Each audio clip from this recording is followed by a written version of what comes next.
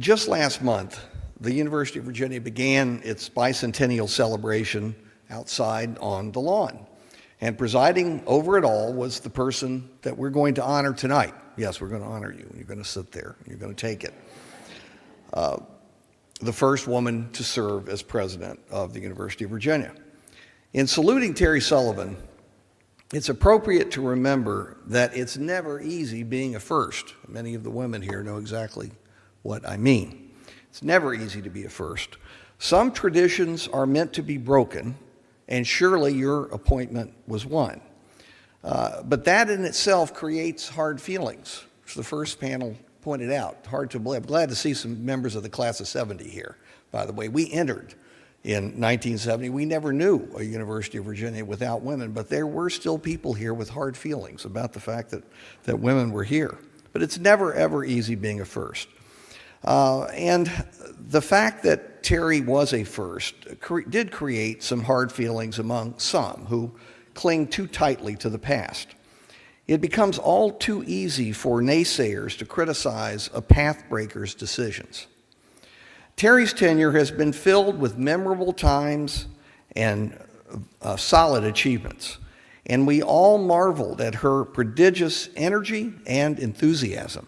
She went everywhere. She did everything. You never knew where she was going to turn up. It was frightening. It's also true that Terry has endured her share of difficult challenges and crises since 2010. She didn't invite them, but they came anyway. And I'm not just talking about the recent unpleasantness in mid-August. These things just turn up for any college president, and you had more than your share. There's absolutely no question about that. What I found interesting was never did Terry complain, except maybe to her husband, Doug. But we never heard that. She never complained publicly. She had plenty of reason to at times. During one particularly difficult moment, when she was being, in the view of many of us, harshly and unfairly attacked, and in a manner that was not unrelated to her gender, I think you all can guess what I'm referring to, I remember clearly what she said privately as she was going through this ordeal. It will be easier for the next woman. That's an exact quote, and it's remarkably farsighted. She's absolutely right. The next woman who serves as president of this university, and it's inevitable, will benefit enormously from her example and the precedents she set, especially under fire. Terry, UVA is a much better place because of your steady, unflappable leadership, and we can speak as one in saying thank you.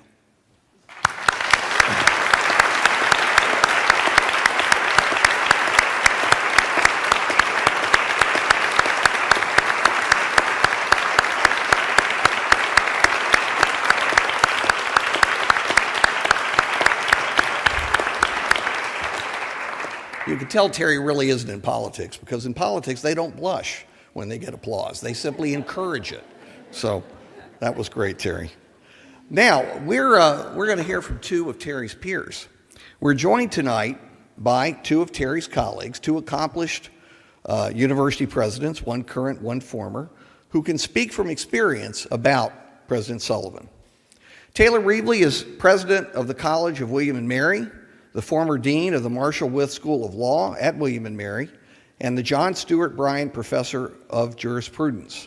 A graduate of the UVA Law School, he has led a distinguished Richmond law firm. He has authored a book on the constitutional powers of the President and Congress in time of war, and he's clerked for a United States Supreme Court Justice. William & Mary has thrived under his leadership, and no doubt he would give a good deal of credit to his wife, Helen, who is with us here tonight.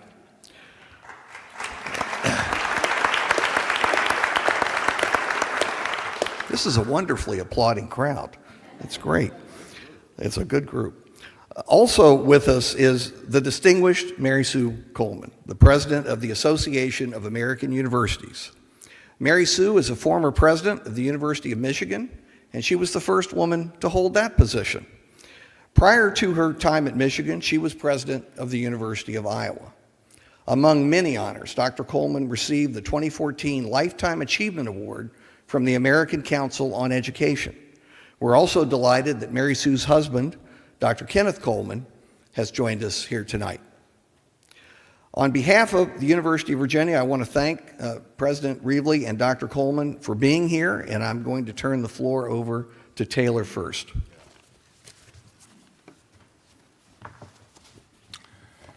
Larry, thank you.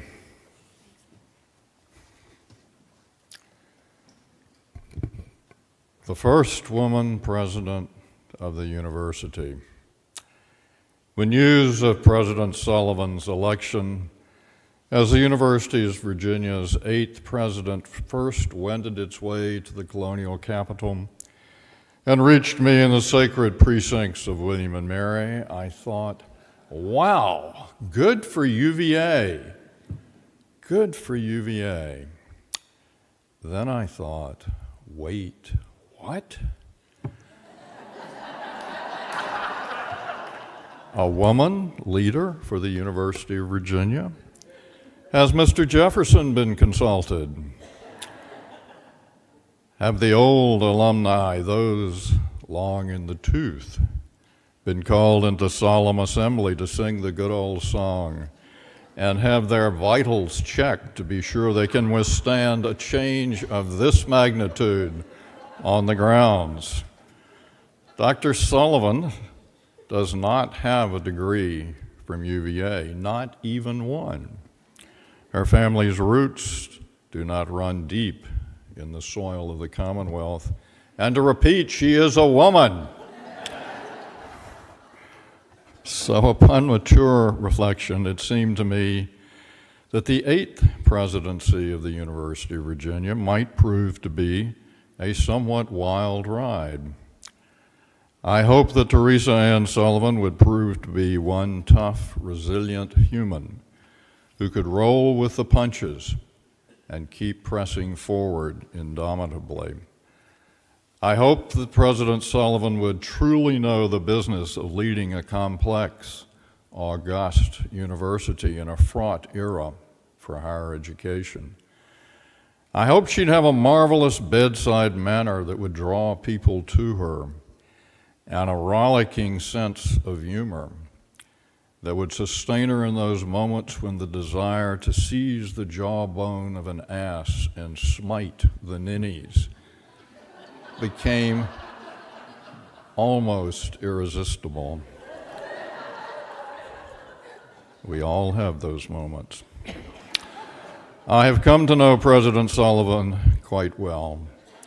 After many years together in the trenches of public higher education in the Commonwealth, we've become close colleagues, and we have also become very good friends. My respect and my affection for President Sullivan run deep. Terry is, in fact, one tough, resilient human who has shown over and over that she can roll with the punches, and the punches have kept coming at her, often wildly improbable punches, at times punches that seem to be emanating from another galaxy. Terry has kept pressing forward in the grand tradition of the most stalwart, most battle-tested university leaders. Terry truly does know the business of university leadership during an era when higher education must make its way amid rapidly changing circumstances, great uncertainties, and sustained assault from media and political quarters. And Terry is graced with an infectious manner and a wicked sense of humor. Great comparative advantages for any leader, but especially, in my view, for a leader in the academic community, because people in the academic community expect and they respond best to a more gentle and humorous touch than do the denizens of, say, military or corporate enterprises. I believe that leaders do matter. It's very hard to get anything out of the ordinary accomplished unless someone, a live mortal, is willing and able to step forward, to seize the mantle, to take the lead in charting a course forward among many competing priorities, even when it's not clear which way forward is the most likely to succeed. And to move beyond the ordinary, somebody has to have the capacity to rally the troops and press on pursuant to plan, even when the going gets rough. Somebody has to have the wit and the courage to make mid-course corrections when necessary. And somebody's got to be able to make galvanizing optimism, relentless cheerfulness on the one hand, with the inevitable constraints of reality on the other. To lead effectively, you first need to have a grip on the nature of the vineyard you're going to till. You have to know your stuff. It's not too likely that a successful general would be an equally successful corporate CEO or university president, and vice versa. Once a highly successful CEO of a major financial institution suggested to the highly successful president of a major university in Boston, when they were both serving on an academic search committee, that the pick ought to go to somebody from the corporate world who could really, truly revolutionize productivity on campus, get it productive, and get it entrepreneurial. The highly successful academic leader listened to all this for a while, then he asked if he personally would make a good CEO of his friend's financial institution. No, absolutely not, replied the corporate chief. Well, said the university president, I agree, and I don't think there's much chance you'd last long in my job, or that you would emerge with much of your fur intact. Corporate chief paused for a moment, thought, and finally said, oh, yeah. You got to have a grip on the nature of the vineyard you're trying to till. You have to know your stuff, and I have seen how remarkably knowledgeable Terry Sullivan is about the nature of higher education, how it works, what's now throwing sand in its wheels, what needs to happen for it to thrive going forward.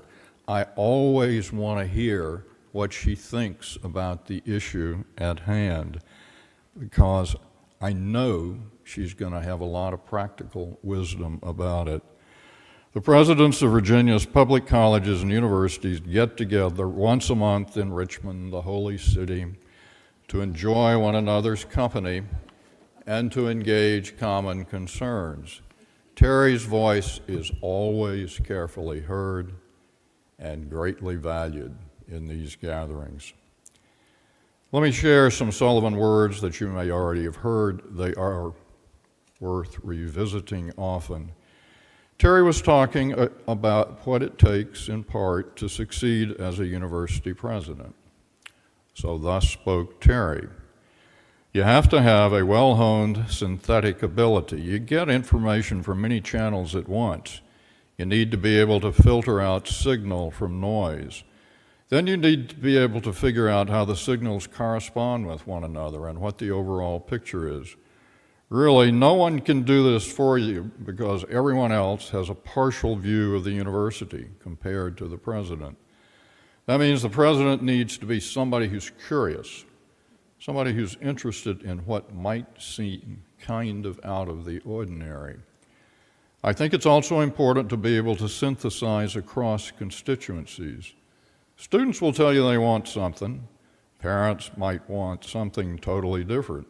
You can count on it. The alumni have their point of view, so do the legislators, so do the donors. You need to be able to listen to all that and hear what is the important underlying value here and what is the most important thing you can do to help bring this about. Well, let me end with a story that Bill Bowen used to love to tell. Bowen himself, as you likely know, was an enormously successful president of Princeton University for 16 years. Then for the next 18 years, he led the Andrew W. Mellon Foundation with equal brilliance. Bill Bowen was one of the preeminent forces in our time in American higher education. And here's Bill's story. The story concerns a man whom the Sultan was about to execute. Asked by the Sultan if he had a last wish, The man said if he was given a 1 year's reprieve, he would teach the Sultan's favorite black horse to talk. Reprieve, the man went back to jail to get his things, and the other prisoners, after hearing about the deal he'd cut with the Sultan, asked how he could possibly deliver. The man replied, "Who knows? In a year I could die naturally, the Sultan could die, or I might teach the horse to talk." Well, what's the moral of this tale? It seems to me, at least one of its morals is this: when we find ourselves in tough times, it's always good to be creative, to buy some time, to be patient, and see how things evolve.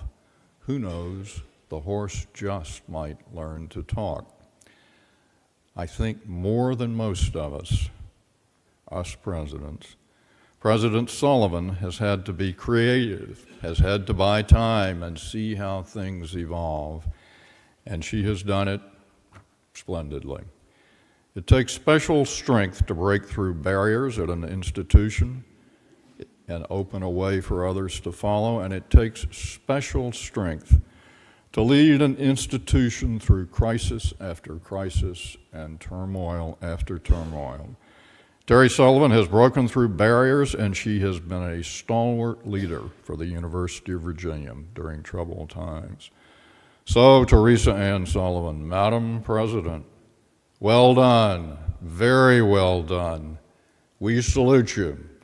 And University of Virginia, happy 200th birthday.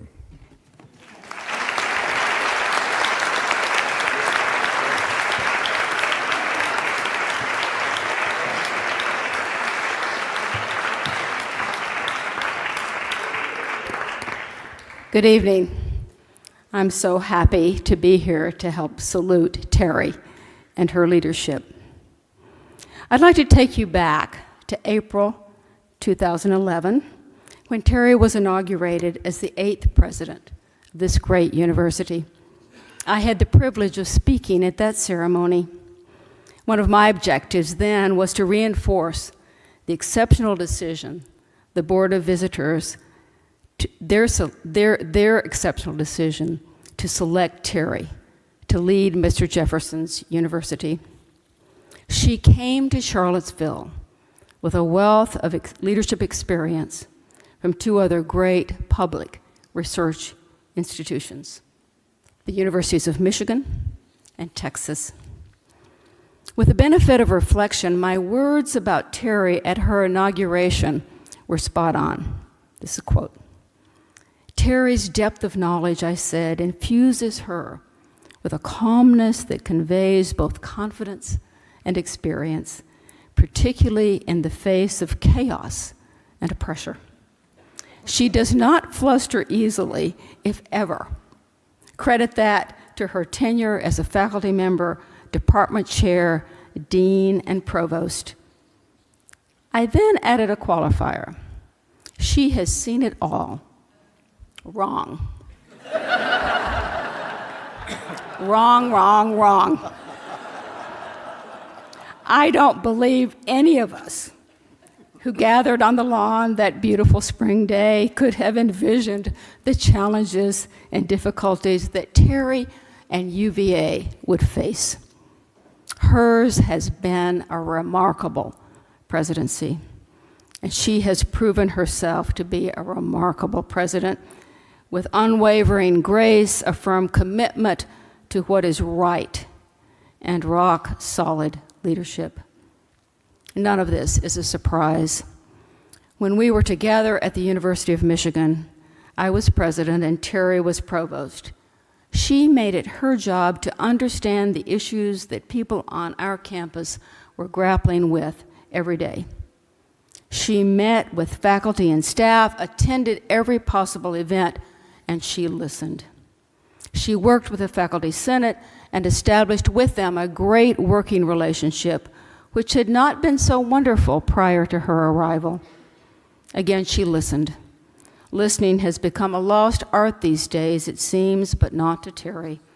She believes in building relationships and strong relationships demand asking questions, hearing the answers, and working together to move forward. The good of the institution has always driven Terry, and that has never been so apparent as during her leadership of the University of Virginia. I firmly believe that these important traits and hard work have sustained her at UVA through a series of crises that would have done in almost anyone else in the job. Before she officially assumed the presidency, Terry traveled from Ann Arbor to Charlottesville for several long visits to acclimate herself, meet people, and learn about the issues awaiting her. It was on her first official day as president that she made what was, in retrospect, an enormous understatement about life in Madison Hall. This is a quote. "This is different because I realize it's for real now." It has indeed been a very real, very vibrant, very challenging presidency. I do not know a university president or chancellor in this country who has faced the adversity that has visited UVA and Charlottesville during Terry's tenure. And I cannot think of a better leader to have addressed such challenges, any one of which would have brought down lesser leaders. I know that many of you here in the room have stood alongside her and supported her and UVA, and that is a credit to the profound respect that she and this university generate. Terry, you inspire all of us with your courage and your integrity. We thank you. UVA is about to embark on its bicentennial, an occasion that calls for both reflection and foresight. I believe Terry has done a great service to the university by allowing for a smooth leadership transition to President-elect Jim Ryan. She's rightfully said that she still has work to do and goals to accomplish, and at the same time is preparing to let President Ryan lead UVA into its third century. It is the kind of thoughtfulness and forward thinking that is a hallmark of Terry's leadership style. Thomas Jefferson once wrote, "If I have walked straight, I have done my part. If awry, the train which follows will correct the line of march. To them I leave it." Terry, there are many months still to go, but you are leaving this great university in excellent condition. The UVA health system is strong. Talented new faculty are infusing your classrooms and laboratories. The student body is more and more diverse. And the football team has a winning record and is bowl eligible. We all know the importance of that. These are good days for the University of Virginia. I want to again share the words of Mr. Jefferson. It was a month after leaving the presidency in the White House, and he had returned home here to Albemarle County and Monticello. In the simplest of terms, he was ready to unwind. Quote, "The pomp, the turmoil, the bustle, and splendor of office," he said, "have drawn but deeper sighs for the tranquil and irresponsible occupations of private life." Unquote. Of course, retirement for Thomas Jefferson meant founding the University of Virginia, designing its buildings, and creating a curriculum. I suspect the tranquil and irresponsible occupations of private life will also prove busy and productive for Terry and Doug. Terry, I hope we can continue to look to you for lessons and continued leadership in ways that you wish in this great enterprise we know as public higher education. You have a remarkable story to share, and we are eager to listen. Thank you so much.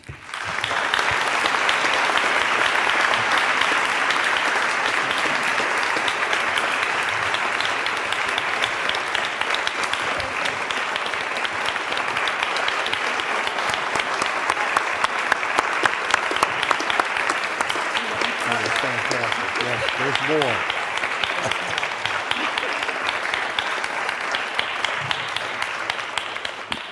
Mary Sue and Taylor, thank you so much for those very appropriate and inspiring tributes to Terry.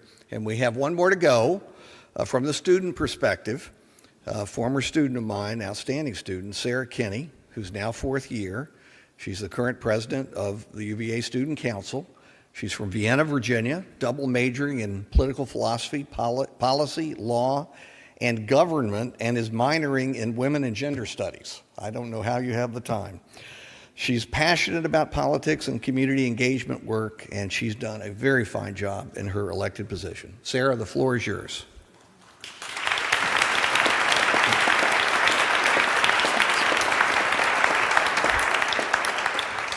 Good evening.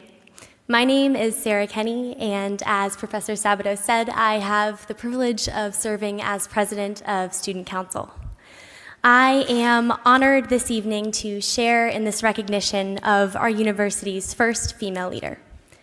President Sullivan, your example and achievements have inspired students like myself, faculty members, and staff members across grounds, across the Commonwealth, across the nation, and across this world.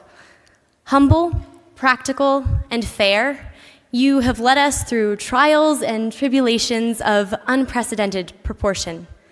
Thank you for your strength, resilience, and unwavering commitment to this community. Tonight, Student Council would like to recognize you with two small tokens of our appreciation. The first, a plaque that includes the mark of the University of Virginia Bicentennial, the names of the 8 Student Council presidents who have had the privilege of working alongside you throughout your tenure, and a quote from Eleanor Roosevelt that reads as follows: "Surely, in the light of history, it is more intelligent to hope rather than to fear, to try rather than not to try. For one thing we know beyond all doubt: nothing has ever been achieved by the person who says it can't be done." President Sullivan, indeed, you have both tried and achieved great things here. Second, we would like to present you with a framed resolution passed by the Student Council representative body. Student Council seeks to endow the president with a permanent and visible marker on these university grounds, and thus enacts: the Student Council seeks the support of the University of Virginia Board of Visitors in enacting such a marker of the President's leadership, asking that the board make a dedicated effort to name a building after President Teresa A. Sullivan in the next 3 to 5 years to commemorate her exemplary work as our institution's first female leader. We hope to see this request realized in the near future. President Sullivan, in your cornerstone plan for the university, you charged us to make ethical leadership and the cultivation of leadership skills among students, faculty, and staff the focal point of our university's culture. Thank you for making good on that commitment. Your legacy will most certainly endure on the grounds of this great place and in the hearts and in the minds of all those who have benefited from your stewardship of this community. Thank you.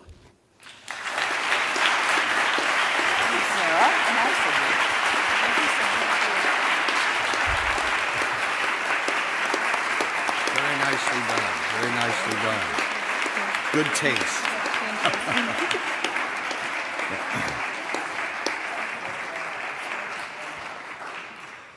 And I ask you to join me in a final ovation for President Sullivan, and then we are adjourned.